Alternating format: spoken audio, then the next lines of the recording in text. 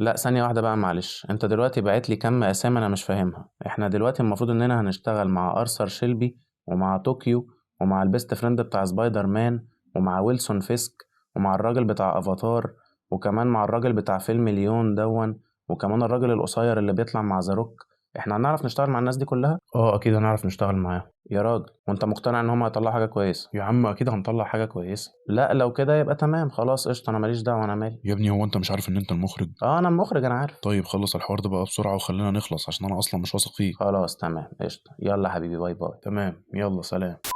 ازيكم يا جماعة عاملين ايه؟ وفي الحلقة بتاعتنا النهاردة احنا هنتكلم عن فيلم ليفت. الفيلم بتاعنا الكاست بتاعه كبير جدا، عندك كيفن هارت وعندك الراجل دون اللي اسمه فينسنت حاجة ما بعرفش اقراها، وعندك ناس كتيرة قوي تانية موجودين برضو هنا في الفيلم، ولكن الكلام ده كله مش مهم دلوقتي. المهم اننا نبتدي في الريفيو بتاعت الفيلم على طول. وكالمعتاد حابب اقول لكم قبل ما ندخل في الحلقة ان لو الحلقة عجبتكم ما تنسوش تبقوا تعملوا لايك وشير وسبسكرايب. ودلوقتي يلا بينا ندخل في الحلقة. $500 million in gold is on its way to a terrorist cell.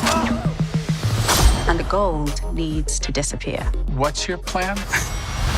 We gotta steal it mid-flight, 40,000 feet in the air. قصة الفيلم بتاعنا بتركز على سارق محترف معروف باسم سايرس بيتم التواصل معاه من خلال الانتربول عن طريق العميلة أبي جلادويل، والكلام ده بيحصل بهدف إقناع سايرس وفريقه بأنهم ينفذوا عملية سرقة خطيرة جدا، واللي بيكون الهدف منها أنهم يمنعوا عملية مهمة جدا لواحد اسمه لاري يورجنسون. ولاري يورجنسون دون هو إرهابي معروف عنده استعداد يضحي بأكبر عدد من الناس علشان يجمع فلوس. وهنا مهمة أبطالنا بتتلخص في انهم يعترضوا العملية دي ويمنعوها من انها تتم من خلال تنفيذ عملية السرقة اللي بتطلب منهم. فمن هنا بتنطلق احداث الفيلم بتاعنا مع محاولة ابطالنا في انهم ينفذوا المهمة الجديدة بتاعتهم، واللي بالتأكيد هي مهمة خطيرة ومليانة بالمتاعب. خلينا نبتدي النهاردة بالاداءات لان هي دي الحاجة اللي فيها ايجابيات اكتر واللي تقريبا ما عنديش عليها تعليقات سلبية كبيرة. اول حد عندنا في الاداءات وهو كيفن هارت هنا في الفيلم كان كويس جدا بصراحة. الكوميديا بتاعته بقت فعالة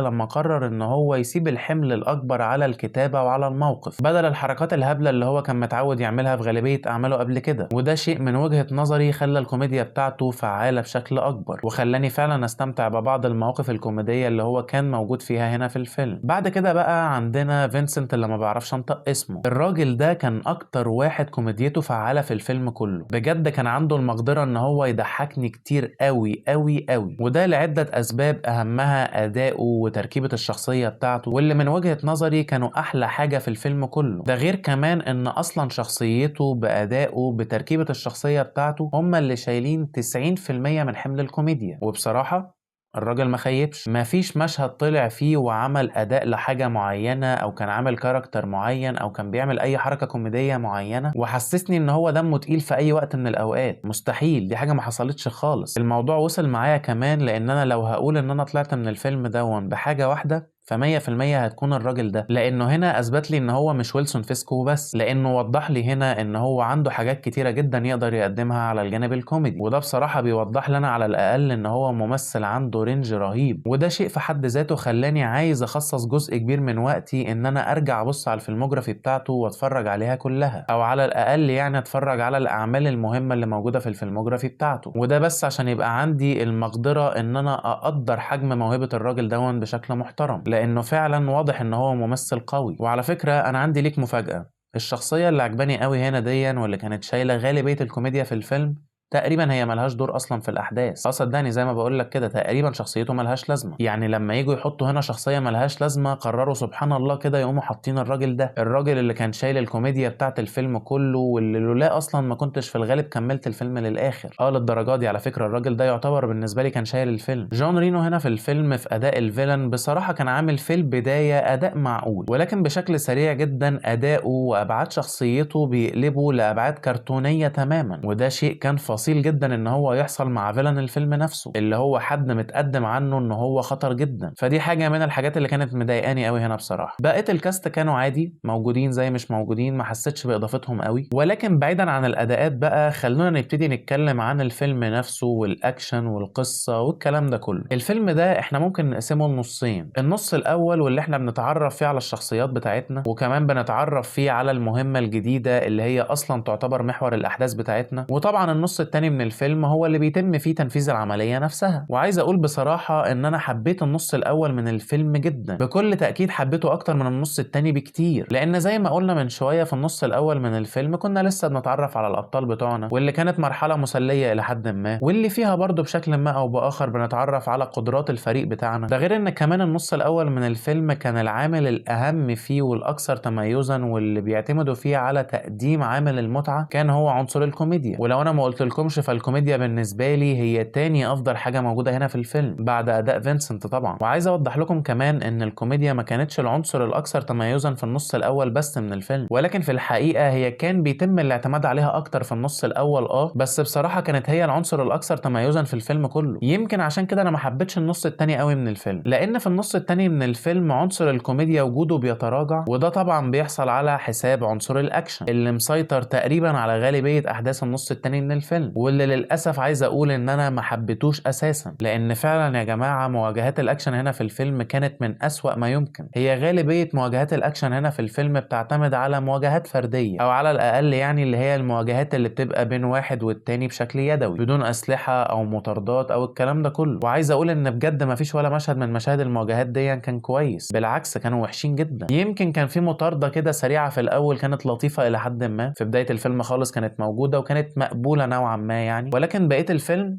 مستوى الاكشن فيه سيء جدا، ان كان على مستوى تصميم المعارك او تنفيذها او المونتاج او التصوير. كل ده بصراحة طلع لنا مشاهد اكشن من اسوأ ما يمكن، وده بالنسبة لي كان شيء غريب شوية، خصوصا ان احنا المخرج بتاع الفيلم بتاعنا هنا هو مخرج الجزء الثامن من سلسلة فاست اند فيوريوس، واللي هو الجزء اللي كان جاي بعنوان ذا فيت اوف ذا فيوريوس، واللي يعتبر من وجهة نظري هو اخر فيلم ممكن تستمتع بيه جوه السلسلة اللي مكونة من 10 افلام داخل عالم فاست اند فيوريوس، طبعا باستثناء فيلم هوبس اند شو، لان هوبس اند شو برضه كان فيلم كويس. المهم ان انا وجهة نظري هنا في الموضوع ان الراجل دون كان عامل فيلم اكشن الى حد ما مسلي، فليه في الفيلم بتاعنا هنا مواجهات الاكشن كلها سيئة؟ ده شيء بصراحة انا ما قدرتش افهمه قوي. معلش عايزين نرجع بس بشكل سريع كده للجانب الكوميدي. على قد ما قلت لكم ان الجانب الكوميدي كان بيتراجع في النص التاني من الفيلم، ولكن ده ما يمنعش ان على مدار احداث الفيلم كلها انا ضحكت كتير جدا. للامانة مش كل مرة كنت بضحك كانت بتبقى بسبب الشخصية دي، لا، من وقت للتاني كان بيبقى فيه مساهمات يا اما من كيفن هارت يا اما من اي حد تاني من الكاست. فبشكل عام حابب اكد عليكم ان الكوميديا هنا كانت كتيرة مش قليلة، ولكن بالتأكيد وجودها كان بيتراجع في النص التاني من الفيلم. وبرضه انا ما زلت عند رأيي انها العنصر الاكثر تميزا في الفيلم الى جانب اداء الراجل ده. زود على مشاكل النص التاني من الفيلم، وبصراحة هي مش في النص التاني بس ولكن باينة اكتر في النص التاني من الفيلم، وهي ان مشاكل المنطق والفجوات والحاجات دي كلها بدأت تزيد اكتر في حبكة الفيلم. هي للأمانة المشاكل دي كلها موجودة من الاول، ولكن بتزيد اكتر واكتر في النص التاني من الفيلم. كمان احنا الفيلم بتاعنا PG-13، وده شيء انا بقوله لكم لان في بعض الاوقات كنت بحس ان الفيلم دون متأيد بالتصنيف بتاعه. بالظبط في مشهدين حسيت ان الفيلم كان محتاج يبقى اجرأ من كده شوية واعنف واكثر دموية، ويمكن بالذات المشهد اللي بقصده اللي هو المشهد الاولاني خالص اللي بنتعرض فيه لشخصية الفيلن. المشهد تحسه كان محتاج يبقى دموي اكتر من كده شوية، ولكن غالبا لكون الفيلم بتاعنا PG-13 فده شيء ما حصلش. وكان في مشهد تاني برضو قرب نهاية الفيلم من وجهة نظري كان بيعاني من نفس المشكلة. كمان في اوقات معينة كنت بحس ان احنا قاعدين جوه مسلسل مش فيلم، ومش قادر احدد الاسباب قوي بصراحة، ولكن الاحساس ده كان بيجيلي. معرفش بقى ممكن تكون طريقة التصوير او الالوان او ايا كان يعني، ولكن اللي انا عارفه وحابب اكده لكم انه اكيد كان شعور مش لذيذ، لانه كمان ما كانش محسسني ان هو جوه مسلسل حلو، لا كان محسسني ان هو جوه مسلسل رخيص قوي. كمان احنا مش عاملين اعتبارات نهائيا للمسافات هنا، لانه ولنفترض مثلا ان احنا ابطالنا قاعدين في لندن وفي حاجة محتاجين يجيبوها من باريس، هتلاقيهم فجأة دخلوا باريس جابوها على طول كأنه المحل اللي تحت بيتهم عادي يعني، من غير ما نوضح الكلام ده خد وقت قد ايه او استهلك قد ايه من الوقت المحدود اللي بيحضروا فيه للعملية. فدي برضو حاجة ما كانتش كويس. كمان في مشاهد كتير قوي هنا في الفيلم تحس ان كل الناس اللي كانت جاية تشتغل كانت جاية تقوم بالواجب، اللي هم كده تحسهم بيشتغلوا من غير نفس، الممثلين على المصورين على المخرج على الكتاب، تحس ان كل حاجة في بعض المشاهد وحشة. زود عندك كمان ان احنا الفيلم بتاعنا بكل تفاصيله باحداثه بتفاصيل عملية السرقة بالعلاقة الرومانسية بكل محطاتها، كل الكلام دون كان كليشيه قوي ومتوقع يعتبر من اول 10 دقائق في الفيلم او من اول تلت ساعة تقريبا. كل مرحلة او كل خطوة عملوها هنا في الفيلم او كل حاجة بتدور حواليها الفيلم شفناها قبل كده مليون مرة، وانا هنا بتكلم بجد كل حاجة وكل تفصيلة انا متأكد ان انا شفتها في عمل تاني قبل كده، من اول عملية السرقة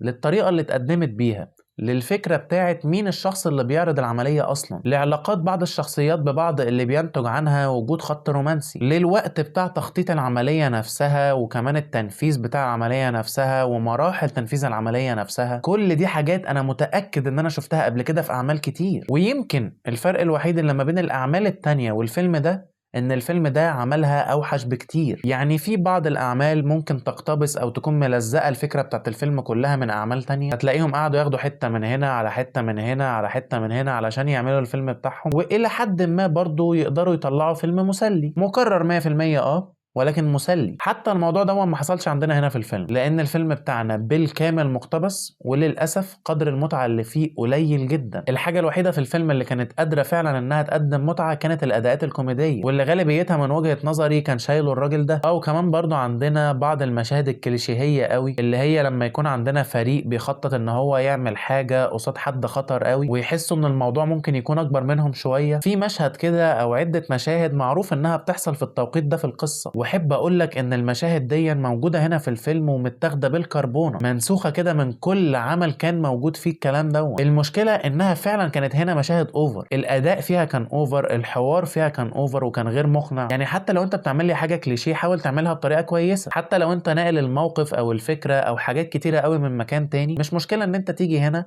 وتحاول تحسن عليها حاجه بسيطه، تحسن في الحوار، تحسن في الاداء اللي هيرمي الكلام ده، تحسن في الجو العام او المود العام اللي بتدور فيه الاحداث دي كلها. لكن انت ناقل كل حاجه وكمان مش مكلف خاطرك ان انت تحاول تعمل فيها اي حاجه بسيطه علشان تحسنها، ده كده بصراحه يبقى استهبال قوي بصراحه، ويعتبر كسل على كل الاصعده، ويمكن على الكتابه والاخراج بالتحديد. طبعا مع وصولنا لنهايه الفيلم برضو بنلاقي بعض التصرفات الساذجه والغير منطقيه تماما انها تحصل من شخصيه مهمه، شخصيه الفيلن بتاعنا اللي هو مفترض راجل خطير جدا، يحصل منه في اخر 10 دقايق في الفيلم موقف في قمة السذاجة. كل ده علشان الفيلم بتاعنا كان عايز يدفع النهاية بتاعته في اتجاه معين، ويا ريته حتى اتجاه جديد او مختلف او غير متوقع، ولكن لا، ازاي؟ احنا الفيلم بتاعنا برضه ناسخ النهاية اللي موجودة في غالبية الاعمال اللي من النوعية دي، نفس النهاية التقليدية المتوقعة بكل تفاصيلها. كمان بيحصل عندنا هنا تغيير في مواقف بعض الاشخاص، وده شيء بيحصل بشكل سريع جدا وبدون تقديم اي مبررات او دوافع. على المستوى التقني الفيلم برضه تعبان، الموسيقى عادية جدا وكمان احيانا استخداماتها ما كانتش بتبقى في احسن حال. يعني اوقات معينة من وجهة نظري كانوا ممكن يشيلوا الموسيقى خالص، اوقات تانية كانوا ممكن يحطوا الموسيقى. فلو احنا بنسأل ان كانت الموسيقى نفسها كويسة فاكيد لا، ولو بنتكلم عن توظيف الموسيقى فبرضه هنا توظيفها كان سيء جدا. بصريا الفيلم عادي، يمكن بس كان فيه مشكلة في اول الفيلم خالص في المطاردة اللي الى حد ما كانت ظريفة دي، لان كان فيه لقطة اوفر اكسبوزد وكانت واضحة بطريقة مش طبيعية. خلوني بقى الخص لكم الكلام الكتير اللي احنا عمالين نقوله ده. الفيلم ده انا داخله بتوقعات قليلة جدا، كل اللي متوقعه هو فيلم تقليدي، فيلم اكشن كوميدي ظريف يخليني بقى قاعد كده مبسوط من غير ما اضطر ان انا افكر كتير. وده بالتأكيد كان انطباعي بعد ما شفت الاعلان بتاع الفيلم، وبعد ما عرفت كمان انه جاي من نفس مخرج سلسلة افلام فاست اند فيوريوس، او يعني اقصد مخرج الجزء الثامن من السلسلة. فعرفت ان في الغالب المفروض ما اتوقعش حاجة اكتر من اللي هتوقعها من افلام فاست اند فيوريوس، بالعكس يمكن اكون محتاج كمان اقلل توقعاتي شوية عن توقعات افلام فاست اند فيوريوس. على الاقل في الافلام التانية بتاعت فاست اند فيوريوس في ميزانية اعلى، ففي مساحة لحاجات اكتر. فانا زي ما بقول لكم كل اللي انا كنت متوقعه هو شوية اكشن، مش شرط يكون فيه اي نوع من انواع التجديد، وبالتأكيد هيكون فيه كتير من المبالغات، وبالتأكيد برضه مش هيكون منطقي. وشوية الاكشن دول هنمزجهم مع شوية كوميديا وبس كفايه. يعني هيبقى فيلم ظريف، فيلم من اللي بتقعد تتفرج عليهم بعد يوم طويل وانت مش عايز تتفرج على اي حاجه فيها تفاصيل كتير، حاجه تشغل دماغك معاها وتقعد تركز وتتعب وتعمل الكلام ده كله. لا، فيلم بسيط متعة فقط من غير أي حاجة تانية. وحتى أنا كنت عامل حسابي إن هو ما كانش هيبقى من أجمد درجات المتعة، ولكن حتى مع كم التوقعات القليلة جدا اللي أنا حاططها للفيلم، برضو الفيلم ما قدرش يقدم اللي أنا كنت متوقعه، لأن الفيلم قدم لنا أكشن سيء جدا، وقدم قصة مخرمة ومليانة بالكليشيهات، وتقنيا الفيلم مش متميز، بل بالعكس إحنا الفيلم بتاعنا برضو فيه مشاكل تقنية. ويمكن العنصر اللي كان مساعدني بصراحة إن أنا أكمل الفيلم للآخر، واللي لولا أكيد ما كنتش كملت الفيلم، اكيد هو عنصر الكوميديا اللي بصراحة ضحكني كتير وكان فعال على طول. ولكن ان انت تشيل فيلم كامل على الكوميديا واللي كمان مش كل الكاست عارف يقدمها بشكل كويس، اكيد ده شيء مش كويس، واكيد ما بيقدم لناش فيلم حلو، فاحنا بيتبقى لنا فيلم ضعيف. عشان كده تقييم النهائي لفيلم ليفت هو 3 من 10، والتلاتة دول بصراحة جزء منهم علشان الكوميديا، وجزء منهم بس عشان خاطر الراجل الجامد ده. اي حد تاني في الفيلم شايف ان اللي قدمه بصراحة ما كانش جامد. ودلوقتي حان الوقت ان انا اقول لكم وبس كده. دي كانت كل حاجة عندي عن فيلم ليفت. طبعا اتمنى ان الحلقة بتاعتنا تكون عجبتكم، وما تنسوش لو الحلقة بتاعتنا عجبتكم تبقوا تعملوا لايك وشير وسبسكرايب للقناة، وتبقوا تفعلوا زرار الجرس. وكالمعتاد كان معكم مارو من مارو ريفيوز. اشوفكم في الفيديو الجاي.